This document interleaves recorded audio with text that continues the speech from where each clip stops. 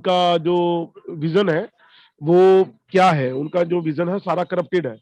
पर जो लोग थे अभी उनको धक्का खाना अभी बाकी था। तो अभी चल रहा है, अभी हमारा एक जीरा का आंदोलन चल रहा है।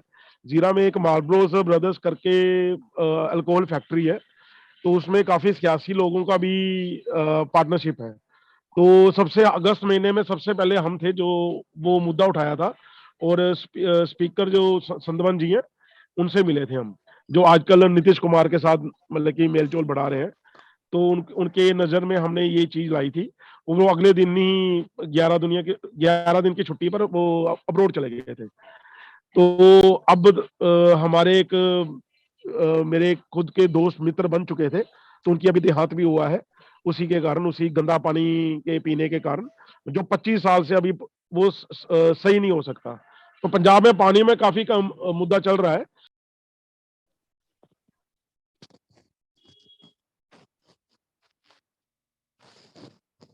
एक बात जरूर बताओ रॉबिन के, लोग कहते हैं कि कुछ नहीं हो सकता, क्या कुछ हो सकता है कि नहीं हो सकता? आप यूथ हो, इस बात के ऊपर अपनी विचार दो।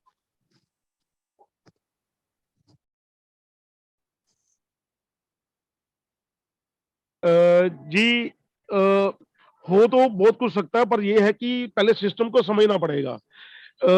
मेरी अभी इतना एक्सपीरियंस नहीं है कि मैं इतना मतलब कि ऐसा हो जाएगा, छोटी मुंह बड़ी बात हो जाएगी। पर यह है कि जैसे मेरे परिवार पर जो मुसीबत आई थी, तो जो अभी भी चल रही है, अभी तो पूंछ रह गई है, हाथी गुजर चुका है। उसमें अगर मुझे अदालती 15 एडवोकेट, एक तरह की पूरी कचहरी मेरे अगेंस्ट थी। जो जज थे उनके ऑर्डर मेरे अगेंस्ट आ रहे थे, और जो मेरे पे केस पड़ा था वो फर्जी। और मैंने अकेला, मेरा जो एडवोकेट था, सॉरी, मेरा जो एडवोकेट था वो विड्रॉ कर चुका था अपना वकालतनामा, मुझे बेसहारा छोड़ गया था। फिर भी मैं उनसे लड़ा हूं। और जैसे इनमें से इधर से निकलता हूं, उनको जुडिशरी को समझकर मैं उनसे सबसे कंटेस्ट किया हूं। तो हमको पहले सिस्टम समझना पड़ेगा कि ये काम कैसे कर रहा है, जिस कौन सी जुत्ती समझता है। एक तो आंदोलन की जुत्ती तो हमारे पास सबसे बड़ी ताकत है, पर अगर आप सच्चाई पे रहोगे ना, तो आप कोई भी जो जुत्ती मारोगे ना उनपे, तो उनके तरीके से मतलब बानी कुछ और रखो और अपना कर्म कुछ और रखो। चलिए चलिए चलिए, आपकी बात सुनी रॉबिन साहब। और जो आपने कहा है, खास तौर से जो 1.5 करोड़ की बात कही है, मैं आपको बता दूं कि इस कार्यक्रम में और इस पैनल पे जितने लोगों को आप देख रहे हैं, आदरणीय सतपाल जी हों, चाहे वो आदरणीय आशीष जी हों, आदरणीय हमारे कमलेश त्रिपाठी जी हों, पूरे देश भर से आप देख सकते हैं कि ऐसा बड़ा पैनल शायद ही आपने किसी बड़े चैनल पे देखा हो। मैं सीधे सीधे नाम लेते हुए कहता हूं, जो दावा करते हैं नंबर 1 होने का, नंबर 2 होने का, उनके पैनल पे भी इतनी शख्सियत आपको नजर नहीं आएंगी। दूसरी बात, हम इस देश के लिए, देश के नागरिकों के लिए आवाज उठा रहे हैं, और आपकी जो आवाज है, निश्चित तौर पे आप पहली बार आए हैं, तो मैं आपसे ये कहना चाहूंगा कि लगातार आप जुड़े रहिए। और हमारे इस कार्यक्रम का उसूल है कि हम फिलहाल चूंकि सीमित संसाधन से ये कार्यक्रम करते हैं, तो हमारा इंटरवल होता है, और इंटरवल के बाद में लगभग 5 मिनट बाद में हम फिर एकाग्र होते हैं, एक साथ इस लाइव पे आते हैं, तो आपको दोबारा से भी रिक्वेस्ट भेजनी होती है। खैर, ये रॉबिन सिंह साहब थे जिन्होंने सारी बात बताई, और जहां तक इन्होंने जिस आवाज को उठाया है उसी आवाज पे शायद हम काम कर रहे हैं। सुनील सूद साहब हमारे साथ जुड़े हुए हैं।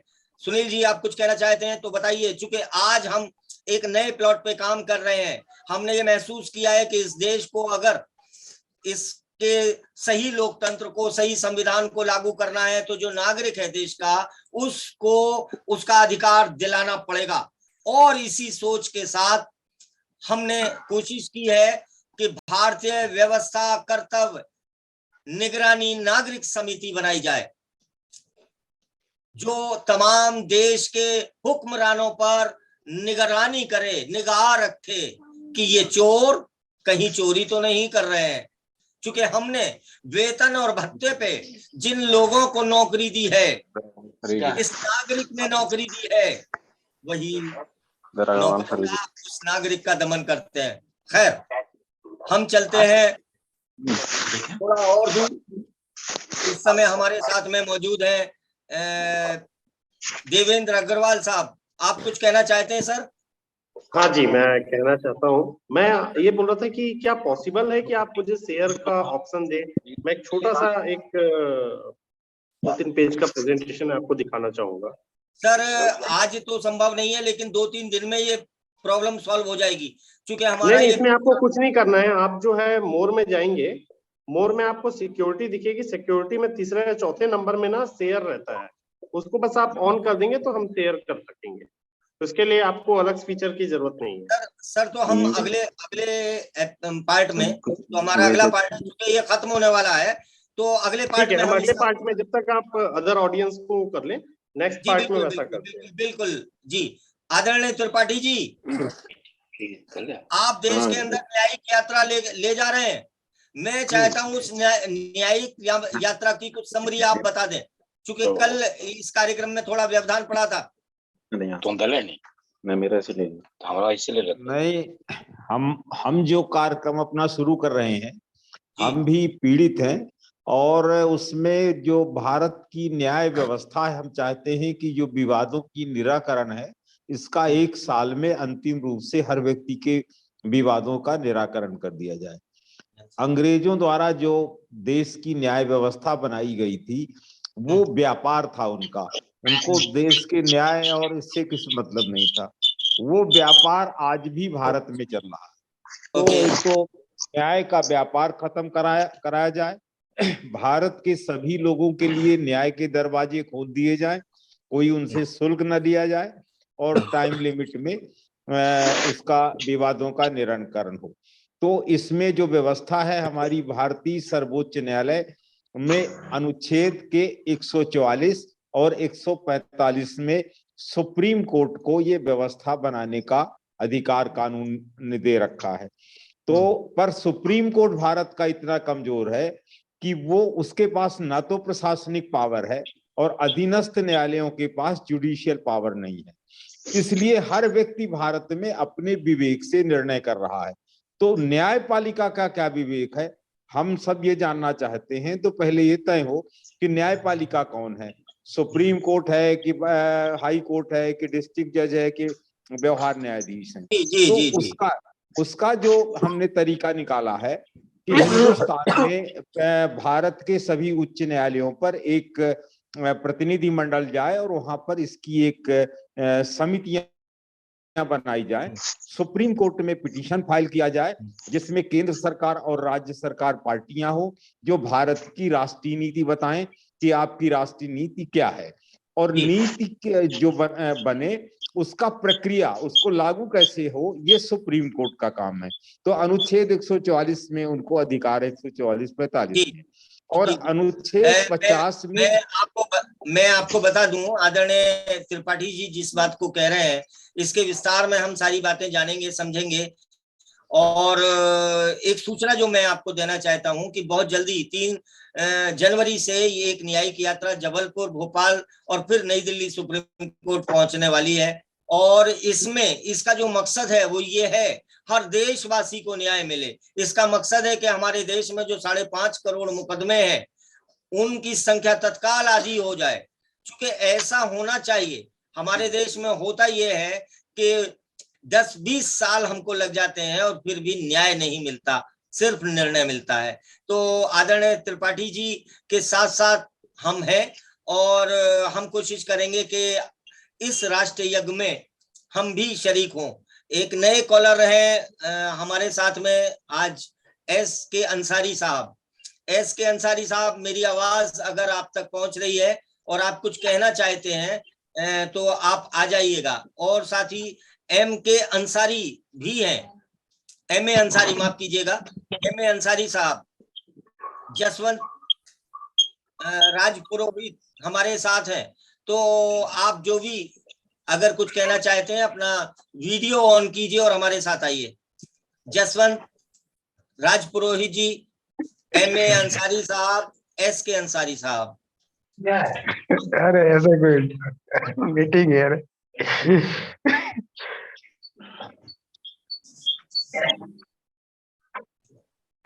ये कार्यक्रम है जिसका नाम है ये कानून बदल डालो ताकि न्याय जिंदा रहे। चूंकि हम लोग निकले हैं इस विषय को लेकर, इस लक्ष्य को लेकर, इस सब्जेक्ट को लेकर कि इस देश का जो नागरिक है उसका अधिकार उसे मिलना चाहिए। और अगर आप इस विषय पे कुछ सुझाव, राय देना चाहते हैं, अपने विचार रखना चाहते हैं कि इस देश के अंदर लोकतंत्र की सच्ची भावना जागृत हो, स्थापित हो भारत का संविधान और लोकतंत्र, तो आइए इस महायज्ञ में, इस राष्ट्रीय यज्ञ में आप भी शरीक हो सकते हैं। हमारा यह कार्यक्रम महामहिम राष्ट्रपति और सर्वोच्च न्यायाधीश माननीय प्रधानमंत्री को सादर समर्पित होता है। हम आवाज उठाते हैं नागरिक की और चाहते हैं कि इस देश में जो सारी व्यवस्थाएं नागरिक के लिए हैं, इस देश में नागरिकों को हुकूक के लिए, नागरिकों के अधिकार के लिए, नागरिकों की सेफ्टी के लिए सारा कुछ हो। स्वपाल भाई साहब, आदरणीय स्वपाल सिंह जी, चित्तवाणी जी, सभी साथियों को नमस्कार जी। थोड़ा समय और कम है, आपने इसलिए तो आप आपने कम शब्दों में आपने बात कीजिए सर।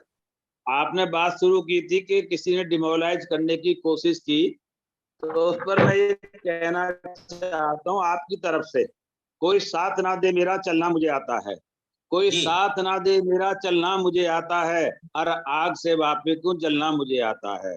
जी, जी, ये जी, नाम चक्रपाणी है, ये नाम चक्रपाणी के, जो चक्र घुमा के पानी पिलाना जानता है, ये वो चक्रपाणी है। ये और सर, इस चक्रपाणी के ये पास आपका भगवान बड़प्पन है। जी, इस ये आदरणीय चक्रपाणी के, सुनिए, इस चक्रपाणी के महात्मा गांधी विश्वास जी बैठे हैं पश्चिम बंगाल में, सतपाल जी बैठे हैं सिंगापुर, कहाँ विदेश में, अब्रॉड में कहाँ पर हैं, और हमारे माथुर साहब हैं, और बहुत लोग जुड़ रहे हैं। मैं अकेला ही चला था जानवे मंजिल, लोग जुड़ते रहे और कारवा बन गया। तो आपका कारवा बनेगा अगर इस तरीका से हिम्मत हारते तो ये देश आजाद नहीं होता। महात्मा गांधी अकेले लाठी लेकर चले थे, और फिर एक से एक बड़े हमारे क्रांतिकारी शहीद भगत सिंह, आजाद जैसे लोग उसमें देश में पैदा हुए और देश आजाद हुआ। तो ये नाम चक्रपाणी, लेकिन चक्र घुमा के पानी पिलाना जानता है, इसलिए सबको डिमोलाइज नहीं कर सकता। स्वपाल साहब, नहीं, स्वपाल साहब, पानी कहाँ का, कुआं का ना तालाब का? नमस्कार भाई, नमस्कार। चलिए सर, हमारे पहले पार्ट का समय अब समाप्त हो रहा है। हम चाहते हैं कि सेकंड पार्ट में आप सभी लोग हमको एक बार फिर से ज्वाइन करेंगे और हम सिलसिला आगे बढ़ाएंगे। आज का हमारा सब्जेक्ट है भारतीय व्यवस्था, कर्तव्य निगरानी नागरिक समिति क्या बचा पाएगी देशवासियों को सरकार के षड्यंत्र से, सरकार के जो लगातार नियम कानून आते हैं।